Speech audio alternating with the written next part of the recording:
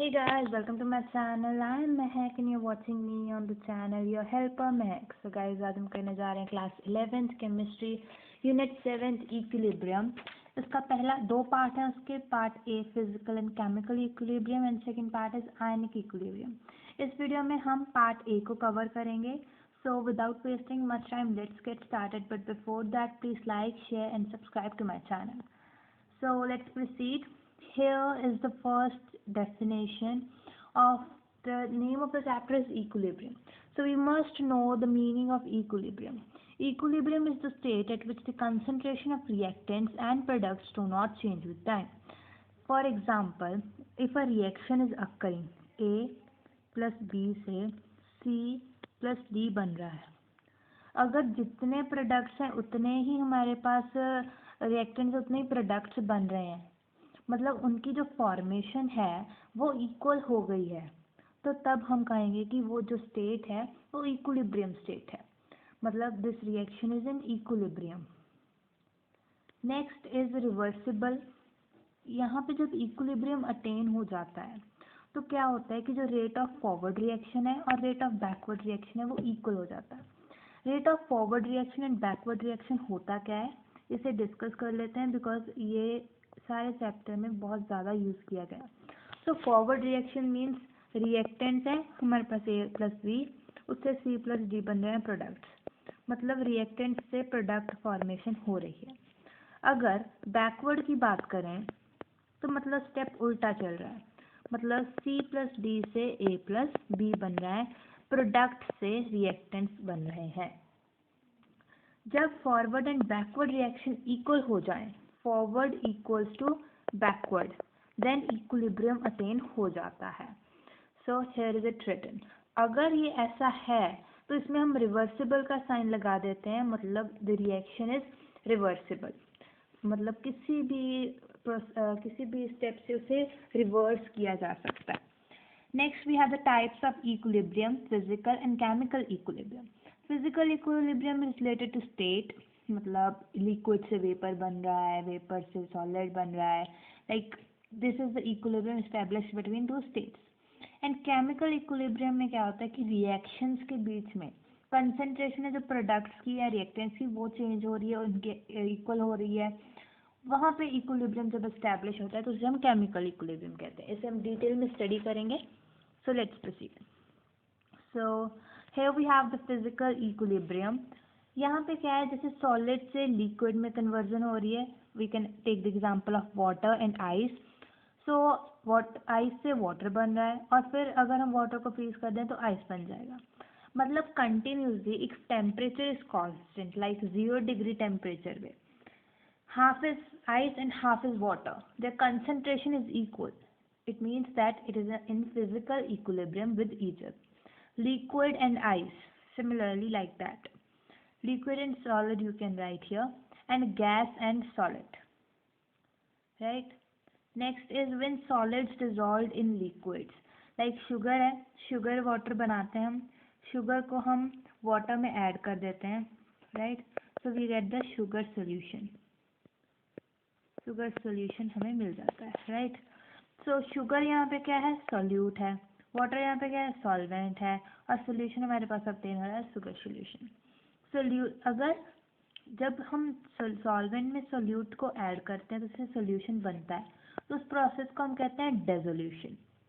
If solution से हम solute और सॉल्वेंट को डिफरेंशिएट कर रहे हैं, मतलब like we have dissolved some water and salt, we have dissolved salt in water and we have let it evaporated, right? So water vapour बन गया और सॉल्ट बच गया हमारे पास. That process is crystallisation. और आप कह सकते हैं कि जब ठंडा हो जाता है शुगर वाटर तो शुगर दोबारा से क्रिस्टलाइज बन के शुरू हो जाती है, क्रिस्टल बनने शुरू हो जाते हैं, तो उस प्रोसेस को हम कहते हैं crystallisation.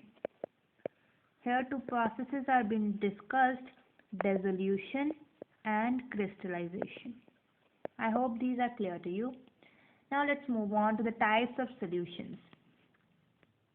So here three types of solutions are being discussed: unsaturated, saturated and supersaturated solutions. Unsaturated वो solutions होते हैं जिनमें अभी और जो सोल्यूट है, more quantity of solute can be dissolved. Like you have water, you have dissolved a spoon of sugar in it. The solution now is unsaturated because you can dissolve more. Saturated is maximum amount of solute is being dissolved. Like 10 spoons are being dissolved, it is a maximum quantity. After that, if you add more to a saturated solution, if you keep on adding more solute, excess solute, it will not get dissolved and it a stage will reach that it will stop dissolving. तब हम कहेंगे super saturated solution हमारे पास आ गया है. After saturation equilibrium, solid से liquid में dissolve हो रहा है, लिक्विड से फिर सॉलिड आ रहा है. Liquid here is called solution. Like sugar को हम डिसॉल्व करें, अगर हम एक्सेस डिसॉल्व करें तो वापस से वो शुगर क्रिस्टलाइज होने लगेगी, क्रिस्टलाइजेशन यहाँ पे होने लगेगी. Moving on to the gas in liquid. तो यहाँ पे क्या है, जैसे कि कोल्ड ड्रिंक में CO2 डिसॉल्व होती है. कोल्ड ड्रिंक में CO2 dissolved होती है. When we open the cap, right? When we open the cap, CO2 escapes, right? Next is here the rate of dissolution of gas equals to the rate of evolution of gas. मतलब जितनी gas आप उसमें dissolve करोगे liquid में, उतनी ही आपको बाहर मिलेगी. लाइक इन कोल्ड ड्रिंक्स जितनी उन्होंने डिसॉल्व की होगी उतनी उनको बाहर इवॉल्व मिल जाएगी. When we open, we will dissolve it, it will get evolved. Next we have is Henry's law. Henry's law states that mass of gas dissolved is directly proportional to the pressure applied in a given amount of solvent. ये थोड़ी सी definition है, आप लिख सकते हो अगर आपको like for a hint you can note it, but the correct definition is here. Mass of gas dissolved in a given mass of solvent at a particular temperature is directly proportional to the pressure of gas above the solvent. Like here we have the solvent, right, at a particular temperature. ठीक है, अभी इसका मास कितना है solvent का, ठीक है, उसमें कितनी मास हमें मास ऑफ गैस डिसॉल्व करना है, तो वो किस पे डायरेक्टली प्रोपोर्शनल होगा, जितना कि इस सॉल्वेंट के ऊपर यहाँ पे इस एरिया पे प्रेशर हो. So here mass of gas is directly proportional to the pressure above the solvent. Mass here is the mass of gas, P here is pressure. यहाँ पे प्रोपोर्शनलिटी का साइन हटाने के लिए हम K कांस्टेंट लगा लेते हैं, Kp. Understand? So this constant from Henry as the law is named after the man Henry. So इस constant को भी हम Henry's constant कहते हैं. Right? Shall we proceed? So here we have the chemical equilibrium. So chemical equilibrium में क्या है कि हमारे पास यहाँ एक इंस्ट्रूमेंट है जिसमें हम CaCO3 को हीट कर रहे हैं. Right? CaCO3 is here. It is solid, and when here the mercury level is like the both are levels at equal height up to here, both are at equal level, right? So यहाँ इससे हमें pressure के बारे में पता चलेगा. So now when we started heating CaCO3, heat is being provided at a constant temperature, तो pressure increase करने लगा. ठीक है, प्रेशर यहाँ पे जनरेट हुआ क्योंकि वेपर जनरेट हुए तो वेपर्स ने प्रेशर क्रिएट कर दिया, तो मर्करी का जो लेवल था वो राइज अप होने लग गया. Right, but after some time on a constant heating pressure starts, मतलब प्रेशर कांस्टेंट हो जाता है, वो इंक्रीज अब नहीं होता है, मैक्सिमम इंक्रीज हो चुका होता है. इससे क्या होता है कि जब बहुत सारी measurable properties like temperature, pressure constant हो जाएं, तब केमिकल इक्विलिब्रियम फिक्स हो जाता है. इसमें क्या होता है कि rate of forward reaction rate of backward reaction के इक्वल हो जाता है. इसके कुछ ग्राफ हैं. Attainment of equilibrium in a reversible reaction, ये ग्राफ कई बार एग्जाम में पूछे भी जाते हैं. So here is the rate of reaction and here is time. Forward reaction is proceeding and backward reaction is proceeding at an extent when forward and backward reaction becomes equal, equilibrium is attained here. Right? Next is the second graph, concentration and time. Concentration of reactants decreasing and products increasing. At the same time, products and reactants की जो हमारे concentration है वो equal हो जाएगी at some extent of time, तब equilibrium attain हो जाएगा. Next are some of the characteristics of the chemical equilibrium.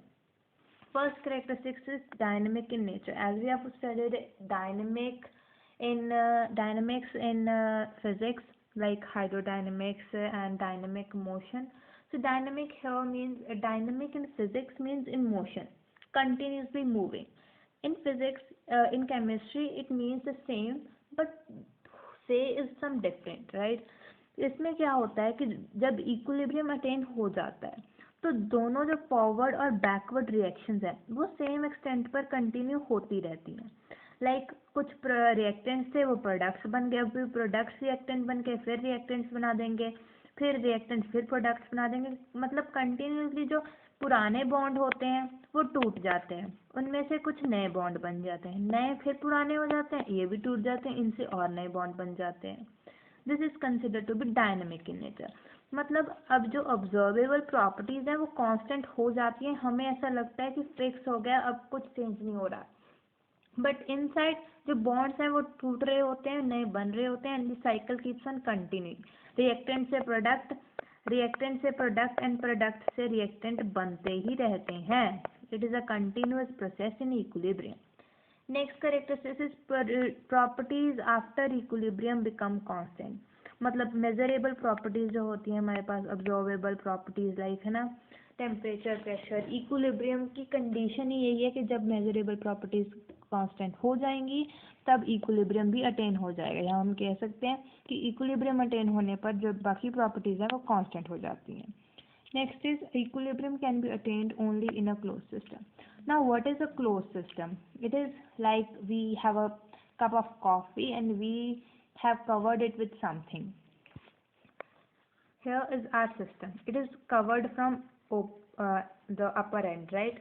So here the matter here cannot exchange with the surrounding, but the energy can still exchange, right? Energy can exchange but matter cannot exchange. This is because equilibrium can be attained only in closed system, because if there will be an open system, some of the products may escape, like evaporation होगी, कुछ की vapours बनकर उड़ गए, तो कुछ जो products हैं हो सकता है वो एस्केप कर जाए, हमारा मैटर जो है कम रह जाए, जो हमने इक्विलिब्रियम अटेन करना चाहते थे वो अटेन नहीं हो पाएगा अगर रिएक्टेंट्स एंड प्रोडक्ट्स की कंसंट्रेशन इक्वल नहीं होगी. Next is the fourth property that equilibrium can be attend from either side. It doesn't matter कि हम प्रोडक्ट से शुरू कर रहे हैं या रिएक्टेंट से शुरू कर रहे हैं, हमें रिएक्शन पता है, चाहे हम यहाँ से शुरू करें चाहे हम यहाँ से शुरू करें, तो हमारा जो इक्विलिब्रियम है वो किसी भी साइड से अटेन किया जा सकता है. इसका मतलब ये है कि अगर हमारे पास टू गैसेस हैं, like here is example written N2H2, अगर हमारे पास ये हैं तो ये कंबाइन होकर NH3 बना देंगी, राइट? अगर उसके बाद क्या होगा कि NH3 फिर टूट जाएगा N2H2 में, फिर ये जुड़ जाएगा, NH3 बन जाएगा. ये भी हो सकता है. It is the first case, ठीक है. सेकेंड केस हमारे पास क्या हो सकता है कि हम NH3 से शुरू करें और ये ब्रेक हो जाए N2H2 में, राइट? और फिर N2H2 ज्वाइन होकर फिर NH3 बने और NH3 से फिर N2H2 बने. ये है सेकेंड केस. मतलब हम कौन सा भी केस लें, फर्स्ट या सेकेंड, इक्विलिब्रियम दोनों साइड से ही अटेन हो सकता है. Whether we start the reaction from N2H2 or by taking NH3 which will decompose to N2H2 in gases like. Next is we have the fifth point, catalyst do not shift or alter equilibrium. जो catalyst होते हैं, catalyst जो होते हैं वो rate of forward reaction, मतलब reaction को जल्दी कंप्लीट होने में मदद करते हैं. फॉरवर्ड रिएक्शन होती है जो, उसे भी वो इक्वली मतलब तेज कर देंगे और बैकवर्ड को भी. ऐसा नहीं कि सिर्फ फॉरवर्ड जल्दी होगी लेकिन बैकवर्ड स्लो हो जाएगी. This is not. Forward and backward दोनों एक ही एक्सटेंट तक बढ़ती हैं. और कैटलिस्ट का यूज़ कर हम ऐसा नहीं कह सकते कि इक्विलिब्रियम शिफ्ट हो जाएगा किसी डायरेक्शन में.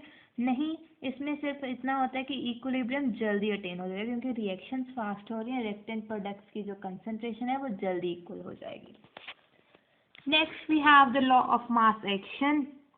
It states that the rate of chemical reaction is directly proportional to the product of the molar concentration of reactants at a constant temperature at any given time.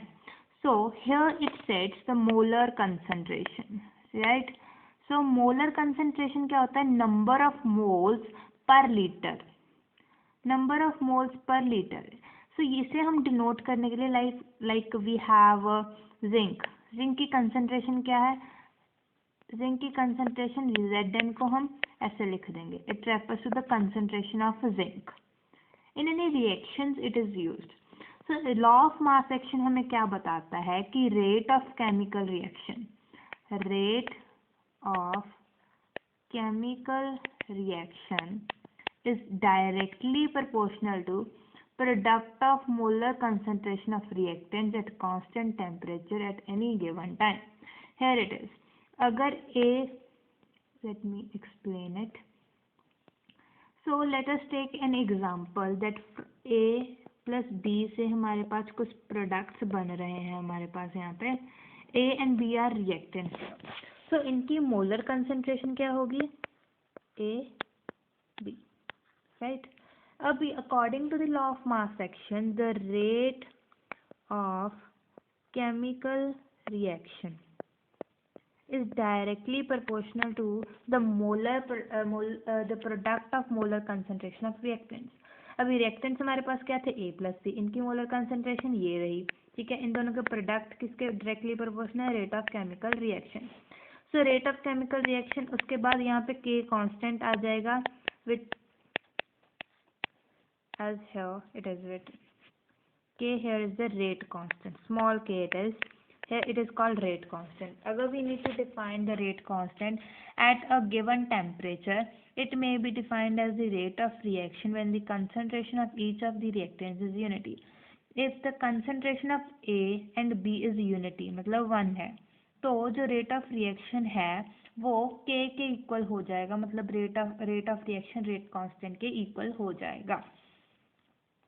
Next we have the another reaction, ठीक है।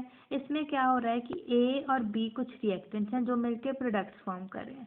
यहाँ पे A और जो B हैं वो coefficient of concentration of reactants, जैसे हम बैलेंस करते हैं तो यहाँ पे हम कोफिशिएंट्स लगाते हैं। So A and B are such coefficients, right. So A plus B कुछ रिएक्टेंट से प्रोडक्ट बना रहे हैं। सो यहाँ पे जो रेट ऑफ रिएक्शन हम लिखेंगे सिमिलरली वैसे ही लिखेंगे, पर यहाँ पे क्या करेंगे, जो A, B और C है जितने उसके आगे कॉफिशिएंट है, मतलब अगर A के साथ 2 कॉफिशिएंट है तो उसकी पावर हम 2 लिख देंगे, इसीलिए यहाँ पे पावर A लिखी गई है। अगर B के साथ 3 वाला कॉफिशिएंट है तो यहाँ पे पावर 3 रेज कर देंगे हम, just that it is.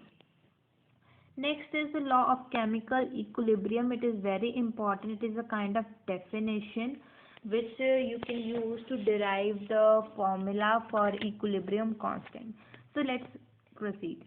So here we have a reaction A plus B, C plus D products form कर रहे हैं. A plus B are reactants here and C plus D are products here. So this reaction is a reversible reaction and can be reversed from any step. So here हम क्या कर रहे हैं कि जो फॉरवर्ड रिएक्शन और जो backward reaction है उसे सेपरेट कर रहे हैं।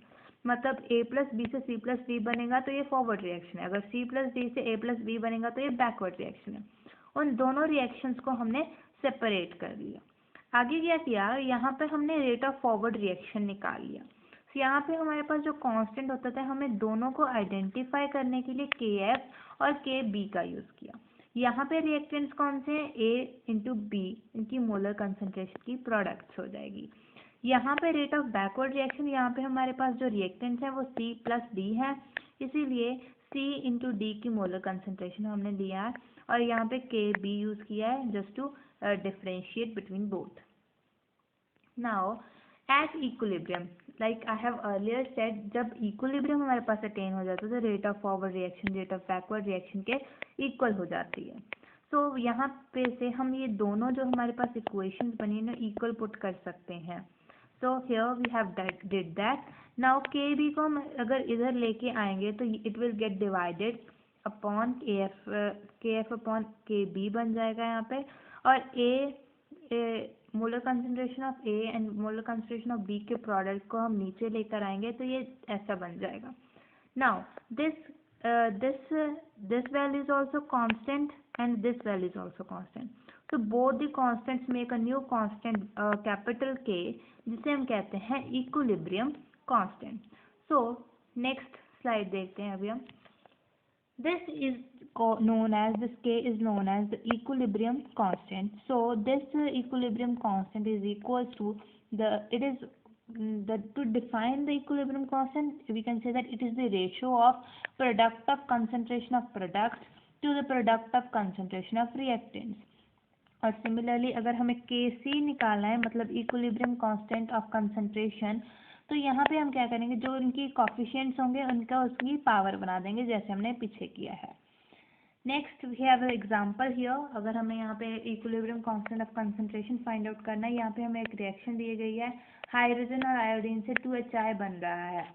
तो यहाँ पे क्या है, ऊपर क्या था, प्रोडक्ट्स की कंसंट्रेशन की, प्रोडक्ट की कंसंट्रेशन अब क्या हो गया, HI स्क्वायर यहाँ पे इसलिए क्योंकि इसके साथ कॉफिशिएंट 2 था. यहाँ पे अभी प्रोडक्ट्स की मोलर कंसंट्रेशन की प्रोडक्ट करनी है हमें, और सॉरी रिएक्टेंट्स की मोलर कंसंट्रेशन की प्रोडक्ट करनी है. H2 एंड I2 की प्रोडक्ट हो गई है. यहाँ पे कोई भी कॉफिशिएंट उनके आगे नहीं था, इसीलिए हमने उनकी पावर को कुछ भी रेज नहीं किया है. So this is how we can calculate the equilibrium constant for concentration. Let's proceed. So here we have another reaction. A plus B here are the reactants, A, B are the coefficients, and C plus D are the products formed by A plus B, and C and small d are here coefficients again. If this reaction is occurring in a gaseous medium, then the equilibrium constant for pressure will be PCC PDD upon PAA upon PBD. Right, this will be the pressure. ठीक है, मतलब C की pressure को, C की हमने उसके आगे coefficient C था इसलिए उसकी पावर रेज की है. Next we have also done the ideal gas equation in chapter number 5, that is PV equals to nRT. So P here is pressure, V volume, and N number of moles, R gas constant, and T is here temperature. In the next step we are doing, अगर हम V को, यहाँ पे जो ये वाला V है, अगर हम इस साइड ले आए, so N upon V, it is number of moles upon volume, that is equal to molarity, और you can say concentration. यहाँ पे C जो है concentration के लिए यूज किया गया है, CRT. तो यहाँ पे बन जाएगा P equals to CRT. यहाँ पे अभी हम सभी के कंसंट्रेशन निकालेंगे. PAA, यहाँ पे A कंसंट्रेशन होगी because here is A, R and T सारी की power A. Similarly with this, ये है जो सारी वैल्यू, जैसे हम सेकंड इक्वेशन जो हमने यहाँ पे मानी है प्रेशर वाली, इसे हम सेकंड इक्वेशन मान लेंगे और इसमें पुट कर देंगे. Here we have it. After the putting the values, all the values, then RT की पावर C, RT की पावर D, RT की पावर A, RT की पावर B, सभी में RT कॉमन था इसलिए हमने बाहर निकाल दिया और C, D, A, B की प्रोडक्ट कर दी with the power raised to their coefficients. Now from the law, from the equilibrium constant, we have studied the equilibrium constant of concentration, Kc. Its value was similar to this, like I can show you once again. Here we have the value C raised to power C, D raised to power D, A raised to power A, and B raised to power B. Similarly we have here, so we can put it as Kc. Here Kp into Kc हमने यहाँ पे put कर दिया. RT C plus D क्योंकि basis same थे, यहाँ पे दोनों बेसिस जो थे वो सेम थे इसलिए पावर्स ऐड अप हो गई. सिमिलरली यहाँ पे बेसिस सेम थे तो पावर ऐड अप हो गई. Now on the next page we have the powers.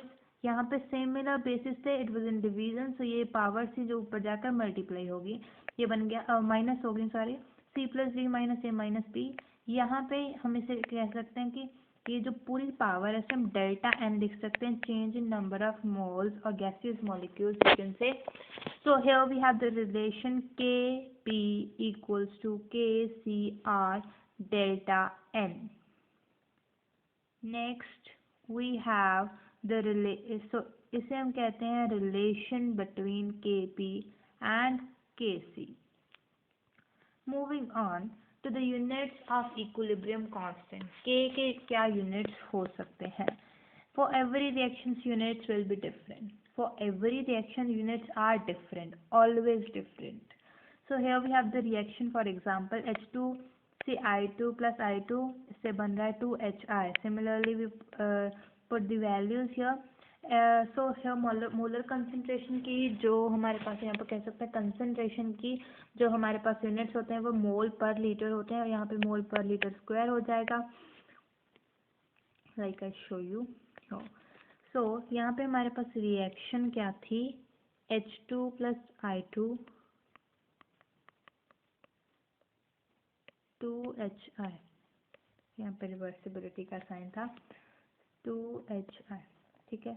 के यहाँ पे क्या हो जाएगा HI रेस इसकी molar concentration power 2 because of the coefficient 2 upon H2 upon I2. Now molar concentration के जो यूनिट्स होते हैं वो होते हैं मोल पर लीटर, यहाँ पे स्क्वायर हो जाएगा रेस टू पावर 2 है. यहाँ पे सिमिलरली मोल पर लीटर, इसके भी मोल पर लीटर और इसके भी मोल पर लीटर. यहाँ पे भी पावर इसकी 2 हो जाएगी, ये कैंसिल हो जाएंगे और इसके यूनिट्स आ जाएंगे, नो यूनिट्स आ जाएंगे इसके, ठीक है, no units. Similarly in another reaction this reaction, यहाँ पे क्या है कि ये रेस टू पावर 2 हो जाएगा, मतलब mole per litre raise to power square. यहाँ पे है मोल पर लीटर और मोल पर लीटर क्यूब है यहाँ पे because of this coefficient 3, right. तो यहाँ पे बन जाएगा लीटर स्क्वायर पर मोल per square mole. These are the units for this reaction. Next, we have the types of chemical equilibrium, that is homogeneous and heterogeneous. Homogeneous में क्या आता है, reactants and products जो हैं उनका फेज सेम होता है, मतलब दो गैसेस मिलकर गैसेस बना रही हैं, दो सॉलिड्स मिलकर सॉलिड्स बना रहे हैं, दो लिक्विड्स मिलकर लिक्विड्स बना रहे हैं. यहाँ पे हेट्रोजीनियस में होता है कि जो रिएक्टेंट्स एंड प्रोडक्ट्स के फेजेस ही डिफरेंस होते हैं, मतलब सॉलिड से यहाँ पे सॉलिड एंड गैस बन रहा है, यहाँ पे लिक्विड से गैस बन रहा है. This is it. Next we have the characteristics of the chemical equilibrium, characteristics of equilibrium constant. It is only applicable when equilibrium is attain. जब इक्विलिब्रियम अटेन हो जाएगा ये तभी एप्लीकेबल होगा, मतलब तभी हम इसे कैलकुलेट कर सकते हैं. Value of equilibrium constant do not depend on initial concentration of reaction. Initial concentration कितनी थी रिएक्शन की उस पर डिपेंड नहीं करता है. जब वो इक्विलिब्रियम में आ जाएंगे तो उनकी कंसंट्रेशन तब कितनी है प्रोडक्ट्स और रिएक्टेंट्स की, उस पर डिपेंड करता है. Third point is equilibrium constant has a definite value for every reaction at a particular temperature. At every particular temperature it has a definite value. For a reversible reaction, like for reactions like this that has a sign like this in between, equilibrium constant for forward reaction is inverse of the equilibrium constant for backward reaction. अगर मैं कह दें कि किसी reaction का अगर कोई reversible reaction है उसकी फॉरवर्ड रिएक्शन का इक्विलिब्रियम कांस्टेंट हमें 10 दिया गया है और जो उसका हमें बैकवर्ड निकालना है तो हमें बस उसे 1/10 कर देंगे, उसका रेसिप्रोकल कर देंगे, इनवर्स कर देंगे. Fifth point we have equilibrium constant is independent of the presence of catalyst. मतलब अगर catalyst present है तो उसका उस पर कोई भी effect नहीं होगा. Next we have some of the applications of the equilibrium constant. Here they are the preceding the extent of reaction. Here is the first point. तो यहाँ पे जो है के इक्विलिब्रियम कांस्टेंट है, अगर के इक्विलिब्रियम कांस्टेंट ऑफ कंसंट्रेशन की वैल्यू जो है बहुत स्मॉल है, मतलब 10⁻³ से भी कम है, तो इसका मतलब है कि कोई भी रिएक्शन हो ही नहीं रही है. मतलब जो रिएक्टेंट्स हैं उसमें उनसे प्रोडक्ट्स फॉर्म हो ही नहीं रहे हैं, इसका मतलब रिएक्टेंट्स ज़्यादा हैं क्योंकि प्रोडक्ट्स तो ज़ीरो हैं.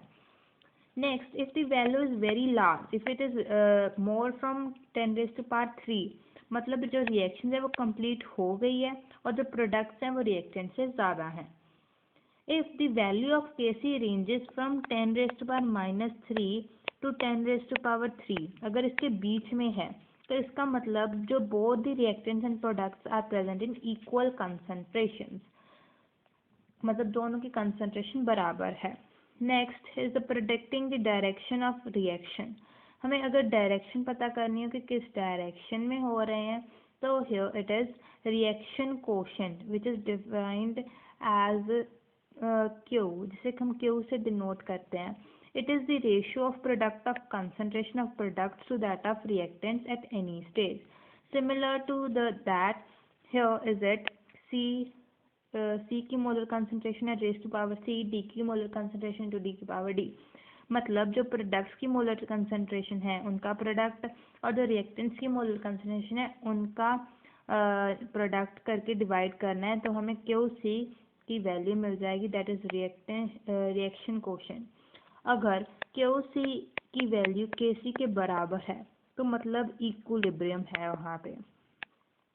इफ QC की वैल्यू है ज़्यादा KC से तो इसका मतलब रिएक्टेंट्स फॉर्म हो रहे हैं, मतलब प्रोडक्ट्स से रिएक्टेंट्स फॉर्म होते हैं, बैकवर्ड रिएक्शन चल रही है। अगर QC की वैल्यू कम है KC से, इसका मतलब है कि फॉरवर्ड रिएक्शन हो रही है, प्रोडक्ट्स ज़्यादा फॉर्म हो रहे हैं, रिएक्टेंट से प्रोडक्ट्स बन रहे हैं। Third is the calculation of equilibrium constant and concentration. यहाँ पे उसके बाद जो थर्ड पॉइंट है कि हम इक्विलिब्रियम कांस्टेंट की वैल्यू और कंसंट्रेशन के बारे में पता कर सकते हैं। Next we have a very important principle which is called Le Chatelier principle. It says that if a system is in equilibrium, अगर कोई एक सिस्टम इक्विलिब्रियम में है and there is any change in any of the factor that determines equilibrium, और ऐसे कोई भी factor जो इक्विलिब्रियम को डिटर्मिन करता है उसमें चेंज आ रहा है, तो इक्विलिब्रियम उस डायरेक्शन में शिफ्ट होगा कि उसका जो चेंज का इफेक्ट है वो मिनिमम हो सके, रिड्यूस कर सके उसे। लेट्स सी, अगर हम कंसंट्रेशन चेंज कर रहे हैं, अगर हम रिएक्टेंट्स ज़्यादा बना रहे हैं, मतलब reactants are more increased, their concentration is increase, तो क्या होगा कि प्रोडक्ट्स ज़्यादा फॉर्म हो गए, तो equilibrium will shift in forward direction, क्योंकि रिएक्टेंट से प्रोडक्ट्स फॉर्म हो रहे हैं। अगर प्रोडक्ट्स की जो फॉर्मेशन जो कंसंट्रेशन है वो इंक्रीज करेंगे तो प्रोडक्ट से रिएक्टेंट्स बनने लग जाएंगे। अगर प्रोडक्ट ज़्यादा है तो रिएक्टेंट भी ज़्यादा फॉर्म होंगे, तो मतलब ये बैकवर्ड रिएक्शन हो जाएगी। Next is the effect of change of temperature. अगर हम टेम्परेचर इंक्रीज कर देंगे तो रिएक्शन है जो वो इंडोथर्मिक रिएक्शन बन जाएगी। अगर जो हम डिक्रीज इन टेम्परेचर कर देंगे तो वो एक्सोथर्मिक रिएक्शन बन जाएगी। Effect of change of pressure. अगर हम प्रेशर बढ़ाते हैं तो जो laser number of gases moles will be formed. If we decrease the pressure, larger number of gaseous moles will be formed. Next is the effect of volume change. अगर हम volume बढ़ा रहे हैं तो प्रेशर क्या हो जाएगा, डिक्रीज, और अगर प्रेशर डिक्रीज हो रहा है तो larger number of gases moles will be formed. If we decrease the volume, pressure will increase, so lesser number of gaseous moles will be formed. Next is the effect of catalyst. As we have studied twice, I think before, catalyst doesn't shift the equilibrium in any direction. It has no effect on the equilibrium. Next is the effect of addition of inert gas. If the inert gas is added at constant volume, what will be its result? Its total pressure will increase, concentration of reactants and products do not change. So there will be no effect, क्योंकि products and reactants की concentration change हो ही नहीं रही है तो equilibrium पे कोई effect तो पड़ेगा ही नहीं। If the inert gas is added at a constant temperature, its volume will increase, number of moles per unit volume of various reactants and products will decrease. अब रिएक्टेंट्स एंड प्रोडक्ट्स की concentration पर फर्क पड़ रहा है, so equilibrium will shift in the direction which there is increase in number of moles. जिस direction में number of moles बढ़ रहे होंगे इक्विलिब्रियम उस डायरेक्शन में शिफ्ट हो जाएगा। This is the last topic of this part, that is the application of Lee-Chatelain principle.